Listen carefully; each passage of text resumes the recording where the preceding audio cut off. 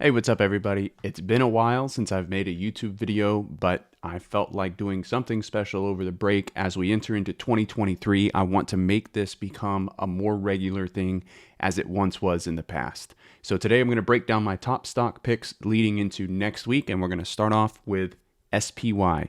It's no surprise that we've broken the uptrend here on the daily chart time frame and started to move down. Recently, there's been a lot of consolidation, a lot of chop, a lot of sideways movement. It's kind of to be expected during the holiday period. You know, we've just passed Christmas. We're going to be passing New Year's.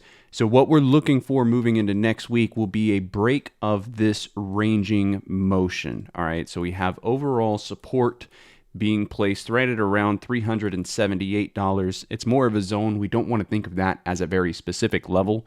And resistance being placed right around 386. So our support will flex all the way down to about 376, and our resistance will flex all the way up to about 388, 387 and a half or so.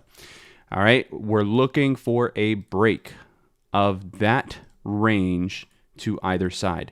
Now, given that the market has broken this uptrend, given that we have rejected the 200 EMA and we are trading now below that 50 EMA, my expectation would be that we continue down from here. I think any sort of rally up to this resistance is most likely to get sold before we continue down further. So this week, I think true confirmation for us will be a break below 376. You may even want to go a little further and say a break below 375 would be true confirmation that we are heading lower.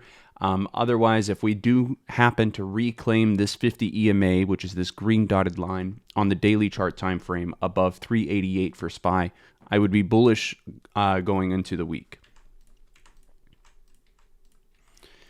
Next one on the watch list will be Tesla. This has been a name that last week was pretty much just a money printer for us. It's been super weak on the daily chart time frame. If we're looking at the RSI here, it's telling us that it's oversold. We do get a little bit of a bounce. We did get a little bit of a bounce closer towards the end of week last week, but I don't expect this bounce to continue up. As of right now, it still could bounce, but I don't think that this is going to be a total trend reversal. I mean, if we're drawing a trend line across the tops of these candles from the start of this most recent downtrend, Tesla does have room here to run up towards 130 plus, maybe 132, 133, before hitting this trend line and potentially rejecting again. So what we want to look for, I'm going to move this to the 5-minute time frame. What we want to look for this week is, well, especially going into Tuesday, is really one of two things, and it's going to depend on the open. Number one, we want to see if this is going to continue up. So we're looking for a break above $124. We have resistance placed here, here, here, here, here, and even in the after-hour session there. So 124 is a big level of resistance. We'll be looking to go long above 124 on Tesla. Otherwise, I'm looking to take this short below 118, and the reason why is because if we go back to the daily chart time frame, there was a gap up here for Tesla. It's not a very significant gap, but there was a gap up from 116 up to about 118, which gives us almost a 2% profit margin there within that gap. So it'll be a short idea below 118 and a long idea above 124. I should also probably say this. These levels that I'm giving right now, they are subject to change and likely will change depending on the market open. So just keep in mind that these are kind of reference levels for right now, and you will likely have to adjust them come Tuesday morning. Next one on the watch list is going to be Netflix. So I've mentioned this one previously. Netflix had gapped down, right, and was trading near this $300 hold number. Hold numbers tend to act as natural points of support and resistance within the market, and we see that right here. It bounced off the 50 EMA, rejected at the $300 hold number three times, 3 days in a row, before moving lower, and has now since pushed back up. So it's pretty close to 300. What I'm looking for here is either Netflix to press up above 300, That's what I want to see, number one. And then I want to see the potential gap fill above, what is this, 303, 304 area. So that's where I want to start looking at entertaining taking a long position for a fill of this gap back up to the top side. Now, if we don't get that, if Netflix can't even reclaim the $300 hold number, I would be looking to short, but probably not until this starts to get back below 280 for the move down towards 273 and then even lower from there, right? Because that would mean that this is essentially putting in a lower high and kind of just trading within this potential downward channel, making lower highs and lower lows along the way. So Netflix will be a long idea into the gap above 303, 304. If it gets over 300, it's going to have my interest right away. Otherwise, I will be looking to short below $280. And the next one I want to talk about is AMD. This one's actually showing a little bit of potential here as far as a reversal goes. We know that old resistance over here at 62 can become what? New support, right? And that's exactly what we're seeing here. We've got the downtrend on AMD. Yes, we know that's true. It is below the 50 EMA, yes, but it has started to kind of consolidate and make less lower lows and more sideways motion, holding this old resistance at 62 as a new point of support. We've got the doji candle right here, 2 days of sideways movement. We're looking for the break of 62 to take short. Yes, absolutely. But we're also going to be looking for the break of 65.2 to take this long, which would be a confirmation that the support is being validated and AMD is indeed bouncing off of that level. All right. That's actually it. That's all that I have for you right now. I'm going to review some other names just because I know that some of you may be interested in seeing some analysis on those. But as far as my specific watch list goes, that's it. Remember that you only need 1 to 2 A+ setups per week to make your account grow. So let's talk about Apple. I know that that one's been a big question for a lot of people. Apple is now has now broken below this kind of major descending triangle formation. If I just draw this out with some bold lines and then zoom out, it looks a lot cleaner if you look at it from a wider perspective. So Apple has broken the support at $135, has started to trade below that price point. If there is a bounce to be made on Apple, I would assume that this probably rejects at 134 and doesn't make a new high from here. So I would still be overall bearish on Apple. Let's look at Microsoft. Microsoft has a gap below $234. I have mentioned this one previously. I would be looking to short below 234 if it gets down there this week. Right now, it's not really on my radar, but you can see I have alerts set at 234. If it breaks below that price point, this will absolutely make my watch list for a short idea down to about $230 to fill that gap below. Google, kind of a similar setup to what we're seeing on like something like Apple, where we've got this drop and then a little bit of consolidation down here at the bottom. Don't really see anything here super interesting other than, maybe if this gets above $90, it has some room to run towards 92. But I would be looking to short below the most recent lows at 86. So I'm just going to set an alert there at or below 86. Let's see what else we can do some analysis on.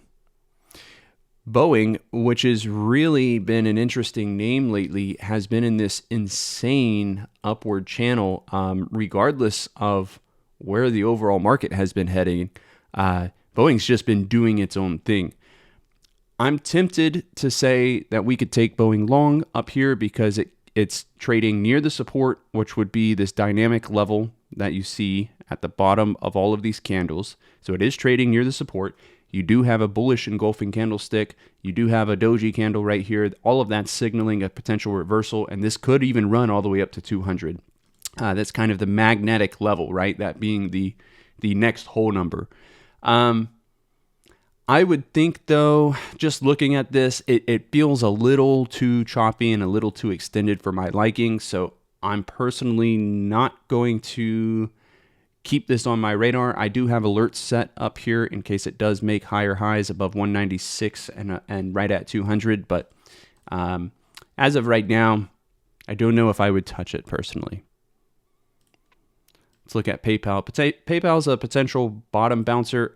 This is one of those names that, if you look at this on the weekly, I mean, from $310 at the highs all the way down to 66. What an insane drop. You got to be careful on something like this. You know, it looks like it would be a great buy maybe for like a long-term portfolio, but it has been continuing to fall. We'll look at Meta. Meta is one that, okay, we're actually going to add Meta to the list of names that will make our watch list as well. I made this mention last week that Meta was trading within this kind of pennant pattern and has potential to break out or break down from this pennant pattern, and it really didn't do much. It kind of looked like it was going to break out, but then if we move to the 5-minute time frame, this gap down here prevented it from creating a higher high and running higher. We absolutely should keep Meta on watch this week, though, because now we can adjust our... Oh, what happened here? Now we can adjust our trend lines to kind of encompass this extra data that we see here and say that maybe this hasn't truly broken out yet, right? Maybe it's just about to break out. The volume didn't come in for a breakout move. Usually you'd want to see like a larger volume candle, so this definitely still has potential. Let's add Meta as a watch list name above $121 going into next week. And we're going to say a price target on this is going to be around 124. And then above that, you see we do have a gap to fill up to about 128. Great pick. I'm glad that we continued our analysis here. PLUG, not really seeing much here. It's just kind of a weak name that's been getting sold a lot. So we're not going to do a whole lot of analysis there. AMC, man, I don't even know what is going on with AMC. I wouldn't touch it. I'm going to stay far away from that. Microsoft, we've already talked about. Nike is one that since earnings report has not done a whole lot. It had this awesome gap up and then just nothing, right? All of that consolidation, all this sideways movement. Let's set an alert on Nike, maybe above 118 or 119 for a potential continuation trade. As of right now, it's not telling me anything, but potentially could be in play next week. So we'll set an alert on Nike above 118 somewhere. Amazon, this does have potential to make a reversal, but it's going to be thrown in that same category as you know, like the Apple trade or the Google setup. It's just one of those names that is pressed into recent lows and then has started to kind of consolidate here. Not a whole lot of interesting things happening on Amazon at this time. SQ, I wouldn't be interested in SQ until this breaks above like 70 or 72.5. So we're going to say no trade right there for right now. NVIDIA, I don't see anything here that really looks high probability either, other than the fact that it is trading below the $150 whole number. It has rejected the 200 EMA. It is below the 50 EMA. I would be looking for a continuation short on this below the recent lows at, what is this, 139. That's the only thing that I see on NVDA. Let's do one more here. RBLX. So I looked at this one earlier. I think that this actually does have potential. There's a couple of things going on with RBLX. First of all, we see the gap right on the daily chart time frame, and the gap, interestingly enough, is beginning at the $30 whole number. And again, we know whole numbers act as what? Natural points of support and resistance within the market. So yes, we see the gap down, we see the drop, we see the consolidation. But last week, at the end of the week, had this awesome run up here.